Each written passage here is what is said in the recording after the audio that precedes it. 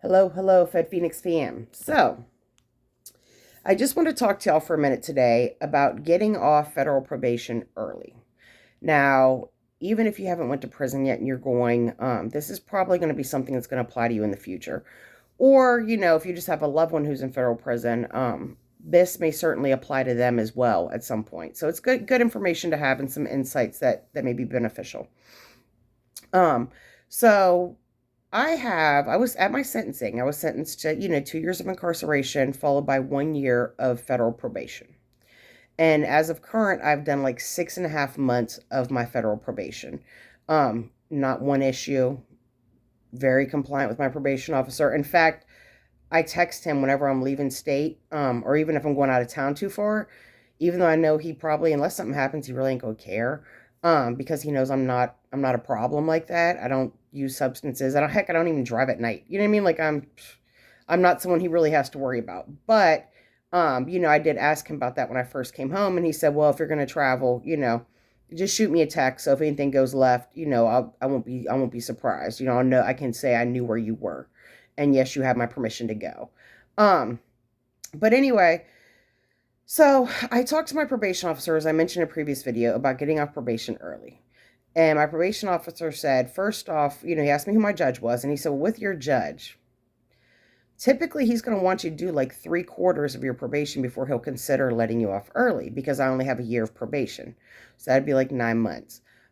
He said, if you had at least 2+ years of federal probation, once you're like 50% done, he'll probably give it consideration. But being that in general, that you only have a year, he's probably going to want you to do at least 9 months of that.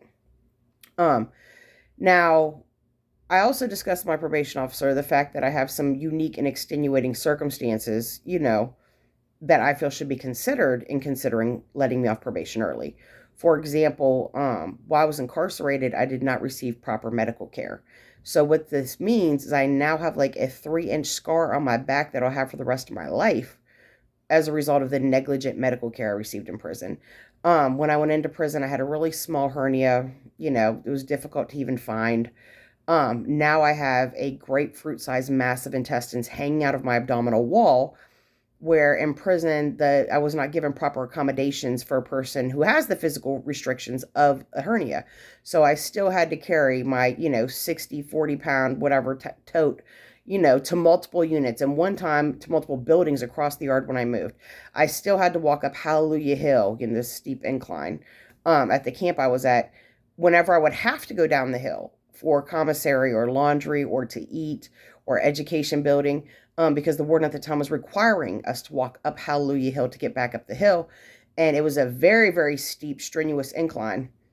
And, these things certainly exasperated the damage to my abdominal wall.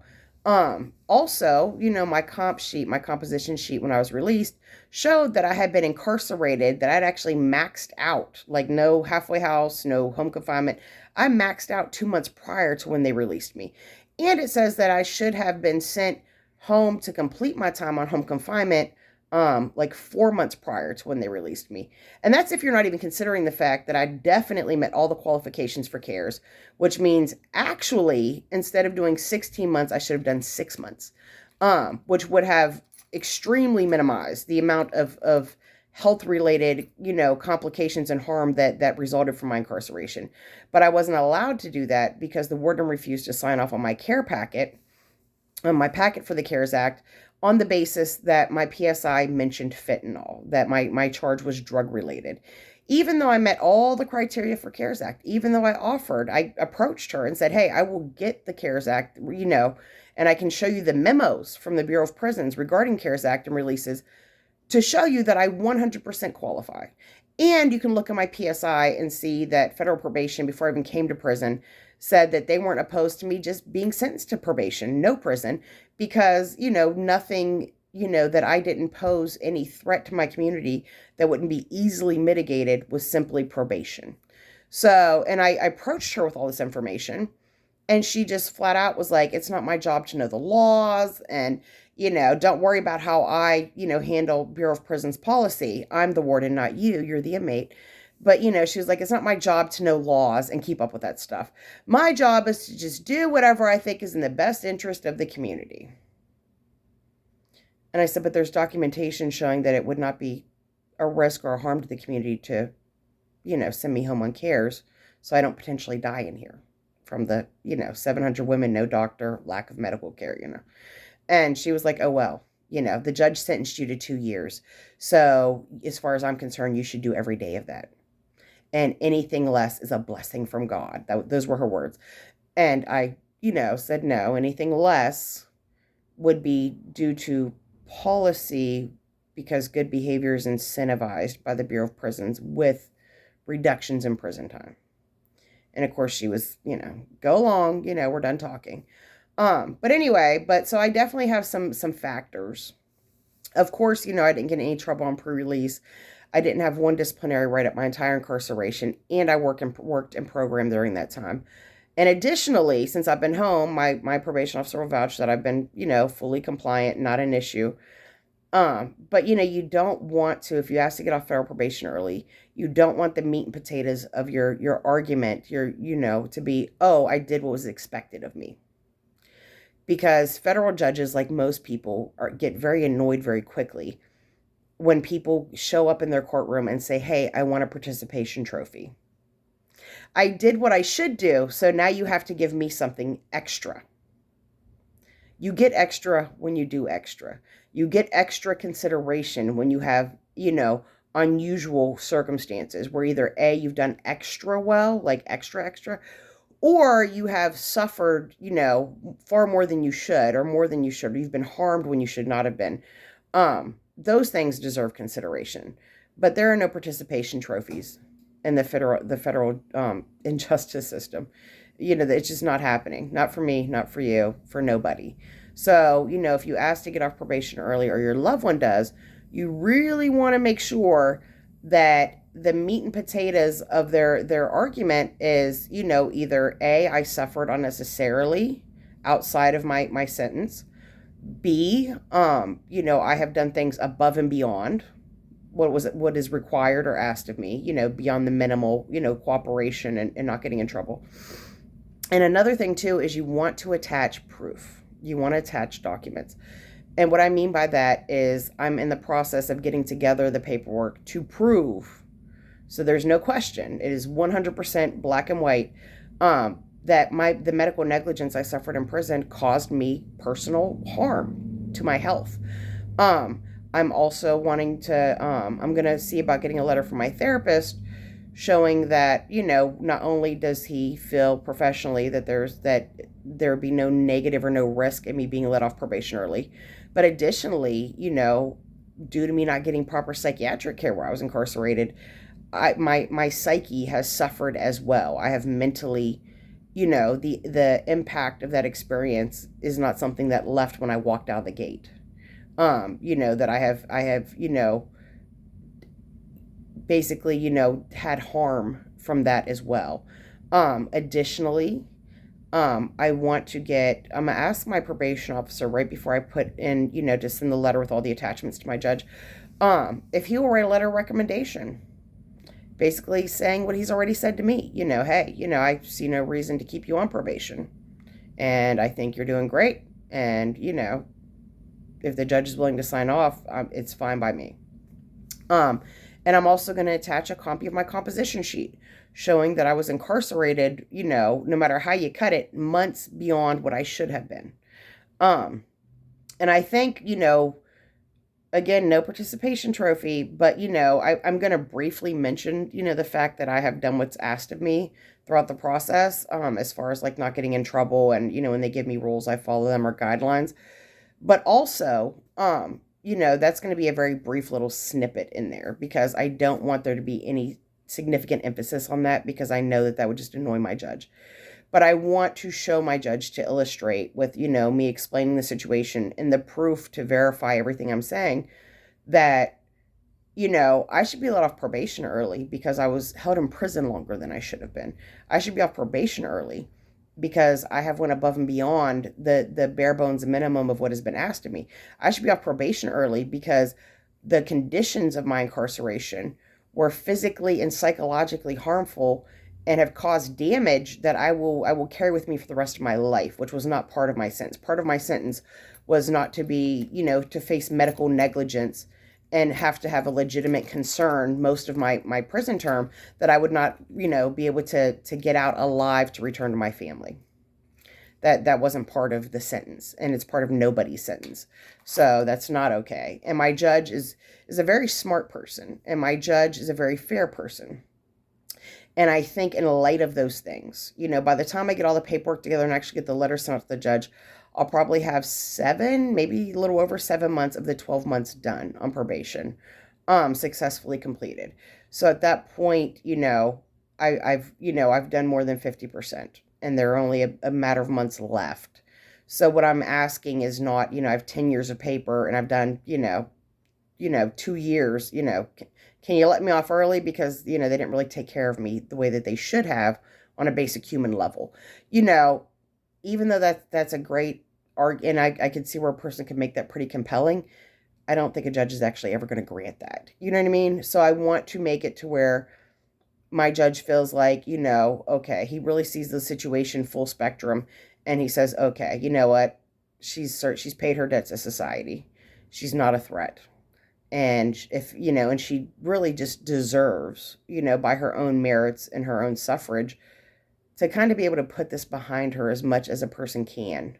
And, and a step in doing that is getting off federal paper and no longer living with the paranoia that something out of your control or something situational, may unintentionally land you back in prison because you're on federal probation, and maintaining your freedom really is, that fragile, that you're a regular citizen. So maintaining your freedom is much more conducive and much more viable, and not something that you have to frequently think about, in your day-to-day life. So as I go through this process of trying to get off federal probation early, I will certainly update you guys with videos, insights, tips, let you know exactly what I'm doing, how I'm doing it, and if it doesn't work out for me, which would really suck for me, but for you, you'll get the benefit of seeing what didn't work and why. So, also, the Fed Phoenix merch line. I'm super excited, by the way. I love the idea of getting my brand and my mission kind of better known, to the general public. But I ordered a hoodie from the Fed Phoenix merch line, and guess who's got it on? Me.